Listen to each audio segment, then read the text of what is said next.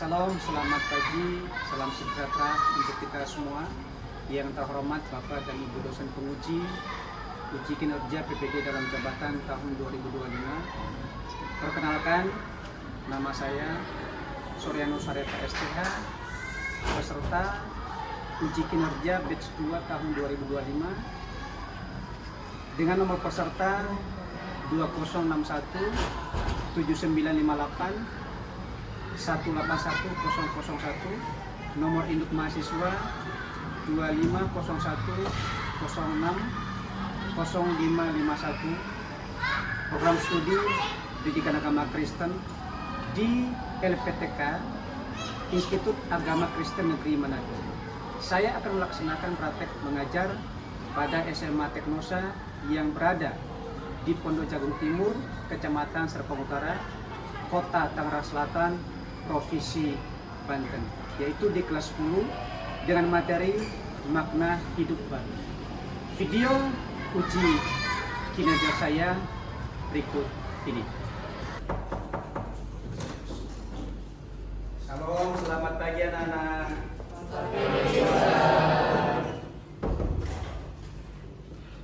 Gimana kabar hari ini? Sudah sarapan belum?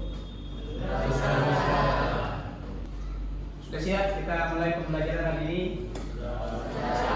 Oke, baik, kita akan mulai pembelajaran kita ini, pembelajaran pendidikan agama Kristen. Kita awali dulu terlebih dahulu. Suka nyanyi nggak? Suka.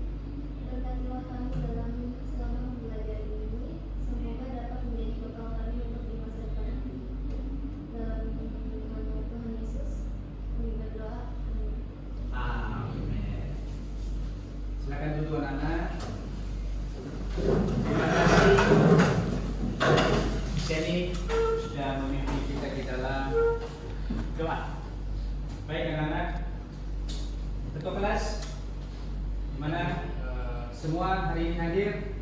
Hadir semua, Mister. Hadir semua ya. Hadir Wah, puji Tuhan. Bagus-bagus ya. Kelas 10A hadir semua. Oke, berikan tepuk tangan dulu buat untuk kalian semua dong.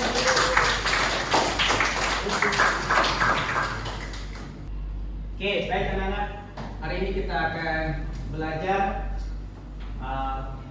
melanjutkan dari materi kita, yaitu makna hidup baru. Ya. Bab 6.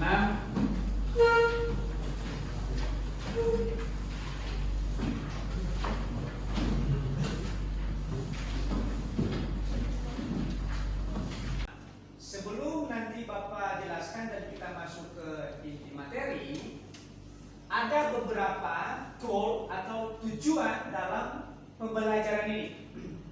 Yang pertama adalah memahami makna hidup baru berdasarkan Yohanes 3 ayat 3 sampai 6. Yang kedua, menganalisis pengalaman pribadi tentang hidup baru. Jadi kita, ya, hidup baru kita, ya, yang telah diperbarui. Nanti kita analisis. Yang ketiga, bisa mengidentifikasi perubahan hidup baru pada orang lain, seperti teman kita, ya, seperti sahabat kita yang di luar kita. Baik, anak-anak, Bapak akan lakukan asesmen diagnostik, yaitu sejauh mana pemahaman kalian tentang materi yang sebentar lagi Bapak akan jelaskan.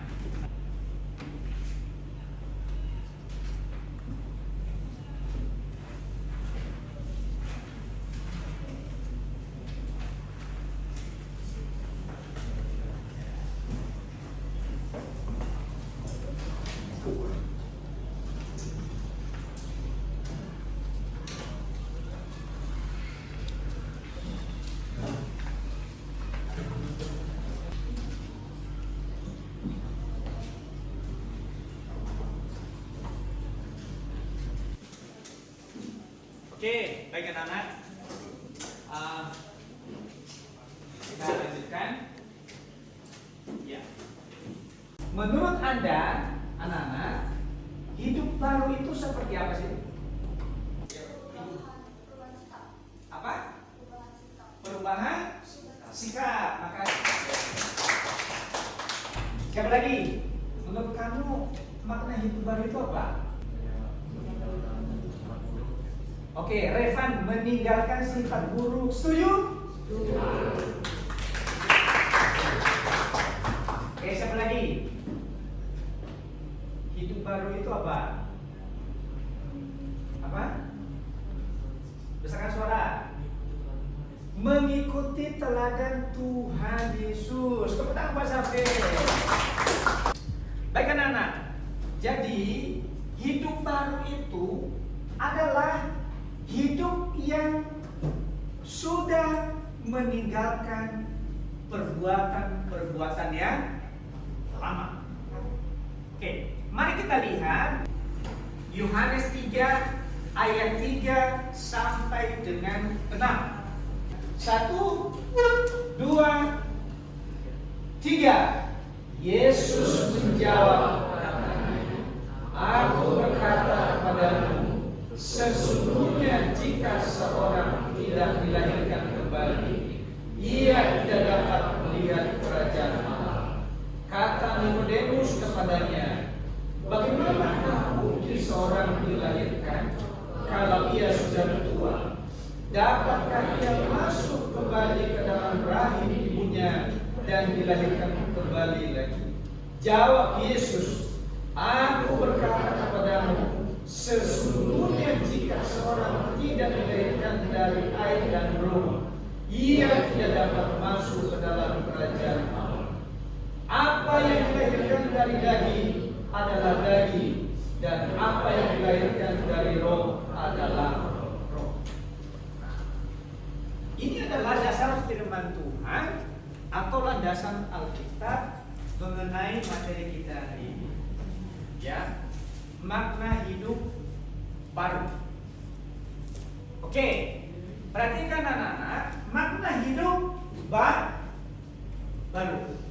Coba salah satu di antara kalian silakan berdiri untuk membacakan apa itu yang disebut dengan makna hidup baru. Silakan. Oke, Valeri, silakan Valeri.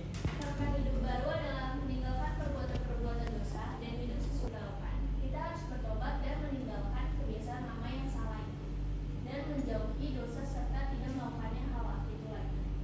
Tidak mengikuti keinginan dan hidup baru dengan cara mengganti kebiasaan-kebiasaan lama yang buruk dengan kebiasaan-kebiasaan baru yang baik demi memuji dan memuliakan namanya yang kudus. Kebiasaan-kebiasaan baik seperti rajin membaca Alkitab beserta perenungannya, melakukan kegiatan beramal, rajin mengikuti kegiatan gereja. Perhatikan gambar berikut ini. Ini adalah gambar hati manusia. Ada hati yang warnanya hitam, ada hati yang warnanya putih. Coba kalian analisis anak-anak. Ya. Kira-kira gambar yang sebelah kiri Pak Asor itu penuh dengan apa?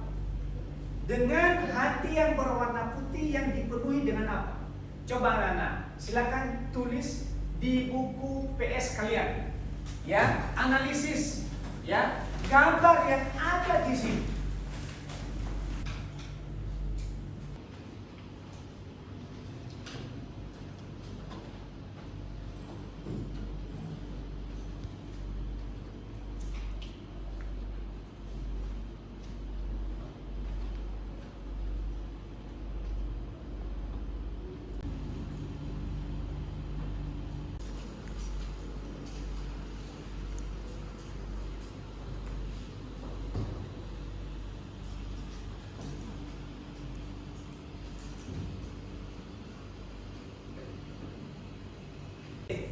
Silakan, siapa yang mau menjelaskan? Ya, silakan.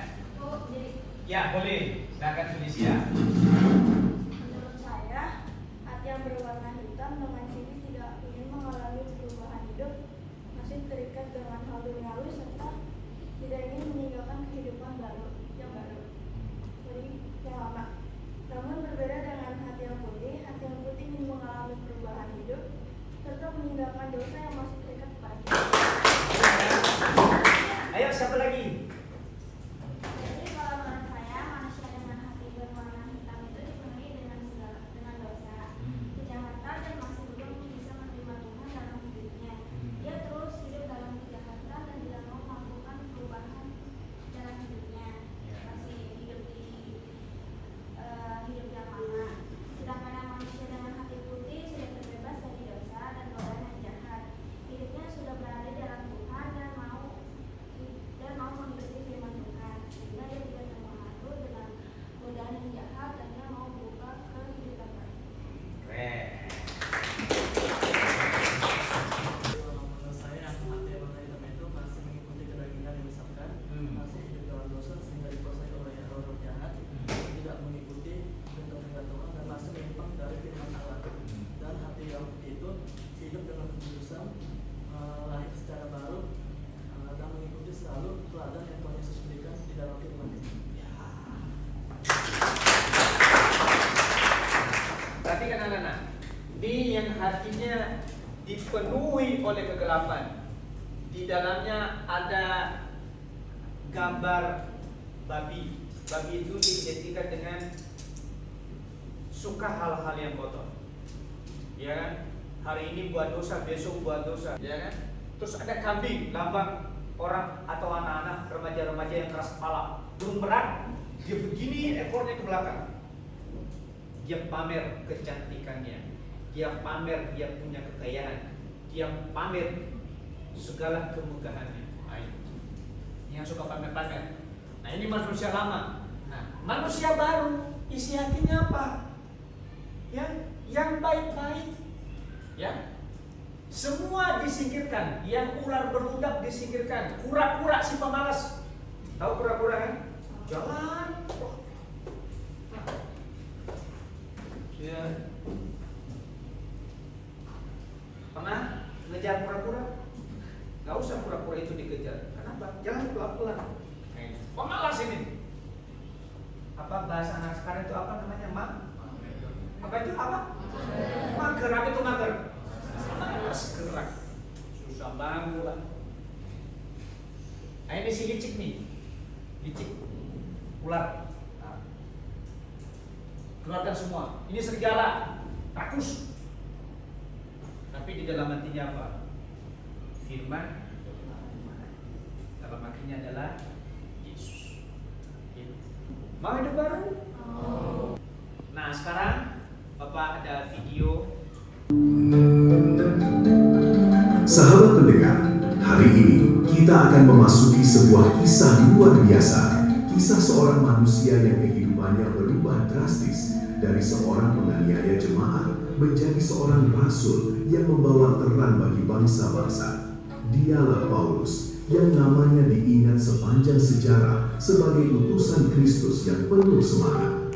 Ananias, firman Tuhan, pergilah ke jalan yang bernama Jalan Lurus dan carilah seorang bernama Saulus dari Tarsus.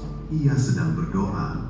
Aku telah memperlihatkan kepadanya seorang bernama Ananias yang akan datang dan menumpangkan tangan ke atasnya supaya ia dapat melihat kembali. Ananias terkejut. Bagaimana mungkin? Saulus, bukankah ia penganiaya jemaat? Bukankah ia yang menyebabkan banyak orang? 18 kitab ditulisnya dan beberapa ditulis dalam penjara. 3-4 kali ini di penjara. Ya, karena saking cintanya kepada Kristus. Ini adalah contoh perubahan dari hidup yang lama menjadi hidup yang baru. Ya, menurut Yohanes 3 ayat 3 sampai 6 tadi sudah lahir baru. Ini contohnya. Ya, sudah lahir baru. Nah, anak-anak, kita akan diskusi ya sesuai dengan kelompok yang sudah ditentukan. Ya, saya akan lanjutkan. Saya KPD.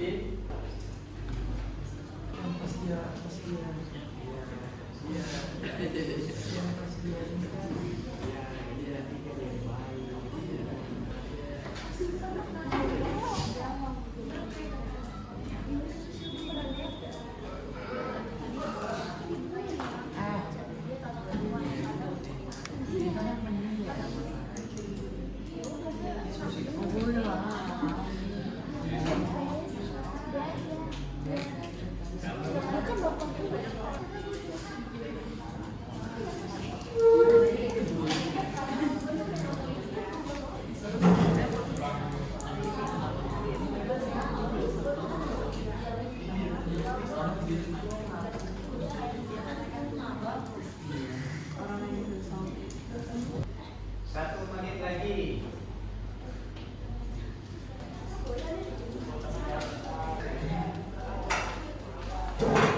Diperagakan ya.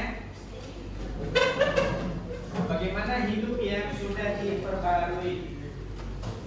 Langsung kita bacakan. Yohanes, Nazaret, Mazmur, Amsal. Oke, silakan. Baik, masing-masing kelompok Bapak berikan waktu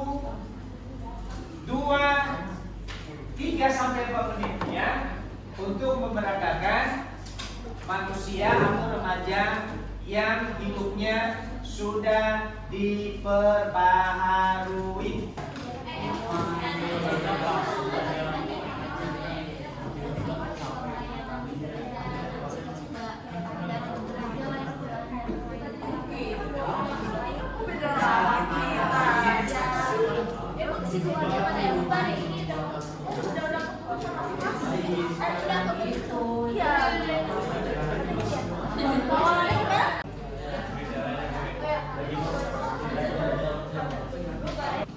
Selamat pagi teman-teman, Bapak Sur.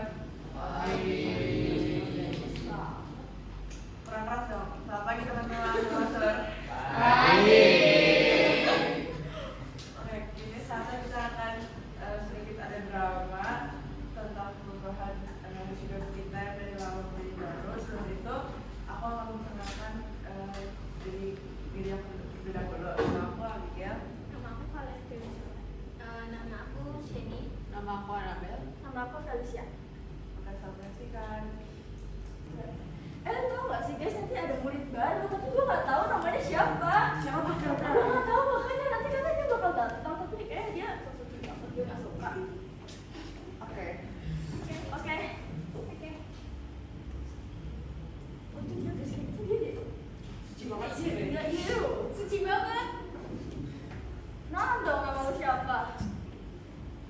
Hai, nama aku Shani dari aku murid baru dan aku di kelas 10A. Lu pindah dari mana? Dari Bogor. Jauh amat sini. Karena ikut orang tua. Oh, udah pada sana dulu, gue mau cabut. Jalan lah, Dadah yuk. Hai. Hai. Nama aku Shani. Kamu dari pindahan Bogor ya? Oh. Kamu kenapa mau pindah ke sini? Karena ibu kebetulan kita bertiga juga di situ kan? Iya. kalian di gereja apa? Sama kayak kamu di GMS. Di GMS. Aku baru sih datang ke situ baru 2 hari. Minggu depan kita baru gerejanya boleh. Yuk sekalian main. kok mereka malah temenan sama Shani sih? Kan gue jadi sendirian di sini. Gue gak ada teman di sekolah. Dia mulu. Gue sekolah lama-lama. Oh ini lu yang lagi deket sama temen gue. Lu kan aduh, siapa sih deket-deket sama temen gue kayak gitu? Sok kenal, sok deket, tau gak sih? Gue gak suka sama lu. Ih, apa sih mereka yang deketin aku duluan? Ih, lu ngapain coba teman sama mereka? Terus gue merasa gue diasingkan, terus gue gak ada teman, gue di sekolah gue diam-diam aja. Ya kalau itu aku nggak tahu, kan mereka yang nyamper aku duluan. Oh ya? Apa-apaan nih? Kok kalian berantem sih? Astaga. Lu tahu ya gara-gara lu temenan sama dia, gue jadi diasingkan sama lu pada. Lu sendirian di sekolah, makan sendiri, belajar sendiri, duduk sendiri. Dulu kita berempat, duduknya dua-duaan. Sekarang berlima. Ganjil, 6. Marah-marah, lu siapa? Kamu bisa diem dulu. Kamu nasihatin aku. Diam dulu. Udah. Jangan berantem terus. Kamu sih ya lu. Aku mau ngomong mereka besok-besok. Kenapa sih? Iya, jadi kamu kenapa sama dia? Gak tahu, aku lagi diem di sini terus tiba-tiba dia nyamperin aku terus dia ngomong kenapa kalian bisa deket sama aku. Oh, gitu. Kan kita cuma mau ke gereja. Gereja juga. Udah, kamu jangan bawa pikiran ya. Kamu doain aja dia baik-baik. Biar Tuhan aja yang balas. Dan dia tobat. Ya, yuk main. Fel, mau ikut gereja sama kita nggak? Gua ikut gereja malu. Iya, minggu depan. Ngapain mending gua nongkrong dikit sama temen gue. Itu dong ya. Iya. Mendingan kita memuji Tuhan. Iya, kan ada apa-apa Di gue. gereja kita bisa lompat-lompat. Di situ juga bisa lompat-lompat. Tapi duniawi. Di situ ada musik EDM. Duniawi. Enggak. Duniawi. Lebih seru di situ. Enggak, di gereja lebih seru. Tuhan. Iya. Di situ juga ada Tuhan. Kan Tuhan selalu ada di mana-mana. Sarah, lu nggak bisa ngomong kan sekarang kan? Kayaknya aku rasa hati kamu sudah hilang. Peduli apa gue? Ayo rajin beribadah. Enggak, harus tuh. Mau pada. Kita. Ayo gereja yuk. Ayo gereja. Mana kaki gue ini? Gue nggak bisa. Gue hari ini gue mau opik sama temen gue. Gue mau kenal ya. Gue nggak kayak gitu. Kamu gereja Nggak aja. mau. Ayo gereja aja. Siapa sih lu? Ih, Mendingan kamu gereja deh. Sebenarnya nanti kamu sudah hilang. nggak nanti aja sih. Kalian berantem sih. Nggak maksa gue. Apa? Temen lu maksa gue. Kita mau melihat terang Allah dalam diri kamu. Nanti kan bisa nanti. Hidup aku masih lama. Masih Mau panjang. kiamat kata gua. Udah. Nggak masih nanti. Nanti aja lah. Tuhan harus diutamakan. Dunia mah. Kalian udah sama tadi. Iya, Fel. Ayo kita berubah. Dan Tahu lah. menjadi lebih baik. Nanti gue pikir-pikir dulu.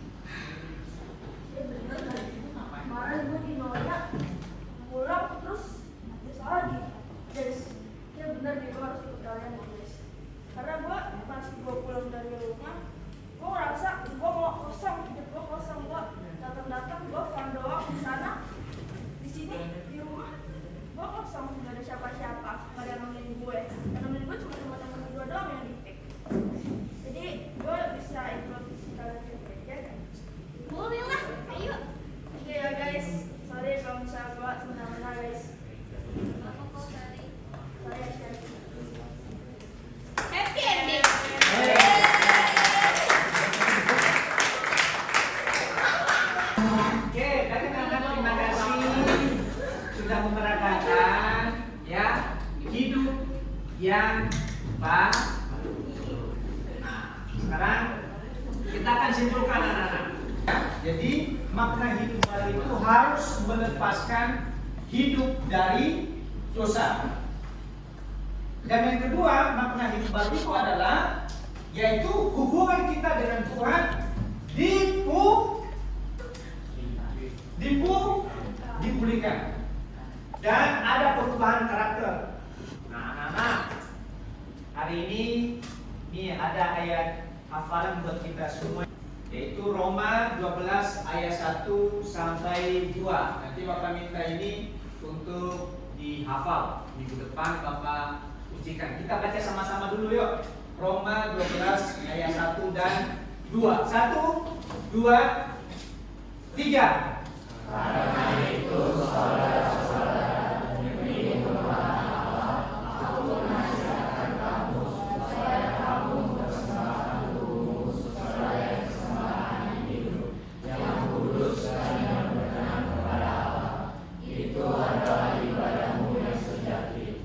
Janganlah kamu menjadi korban dengan dunia ini, tetapi berubahlah oleh pengetahuan dirimu, sehingga kamu dapat membedakan manakah kata Allah, apa yang baik, yang berkenan kepada Allah, dan yang sempurna.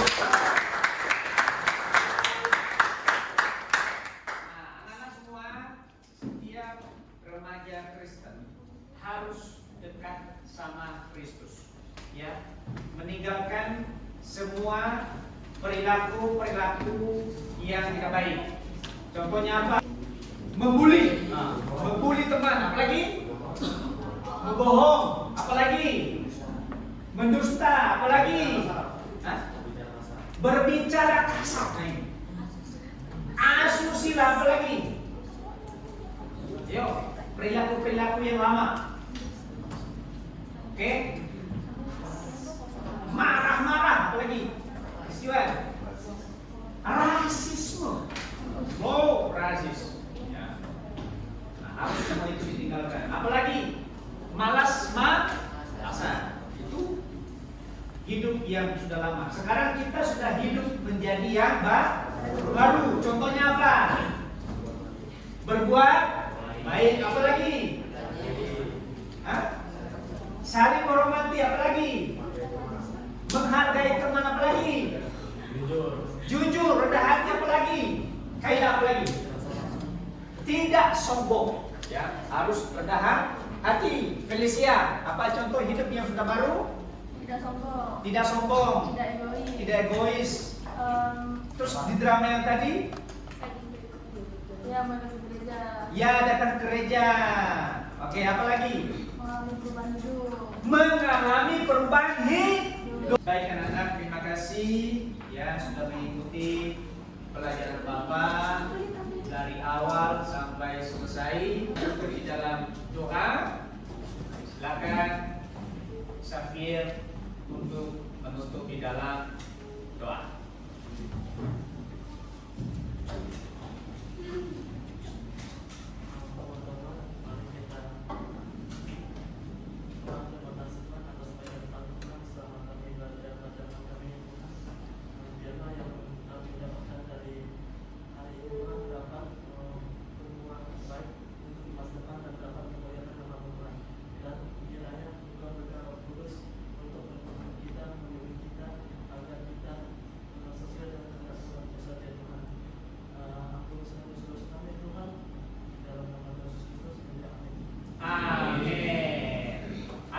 Terima kasih anak-anak pelajaran kita hari ini. Tuhan Yesus memberkati. Sampai ketemu minggu depan.